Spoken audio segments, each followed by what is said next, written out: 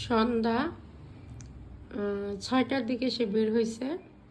সে বলছে যে সে 7:30 বাজে বাসায় চলে আসবে, কিন্তু সে এখন বাসায় আসছে।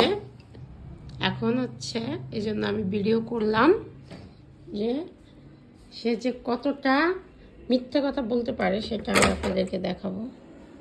কই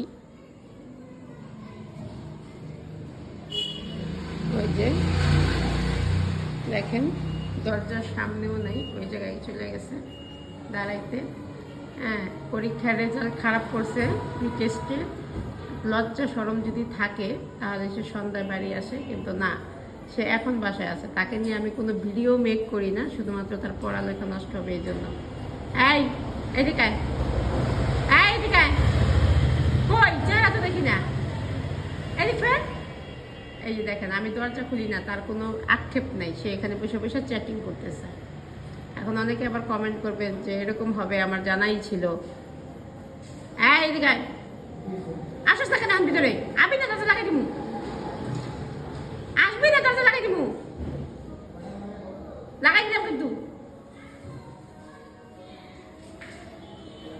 কয়টা বাজে আসবি বলছিলি? কয়টা বাজে আইসো? কয়টা বাজে আসবি কইছিলি? কয়টা বাজে আসবি? কয়টা বাজে আইসো? কয়টা বাজে ফাইজলামি করি মানে? একই ফাইজলামি করলাম। হ্যাঁ, সে দেখেন আমারে ভুলানোর জন্য আমার জন্য সিঙ্গারা নিয়ে আসছে। হ্যাঁ, সিঙ্গারা নিয়ে আসছে। ভাবছে যে সিঙ্গারা খাইলে আমি কিছু বলবো না, এই জন্য দেরি করে আসা যায়, মার জন্য দেরি করে আসা যায়। তো ওই যে এখন আসছে। এই সর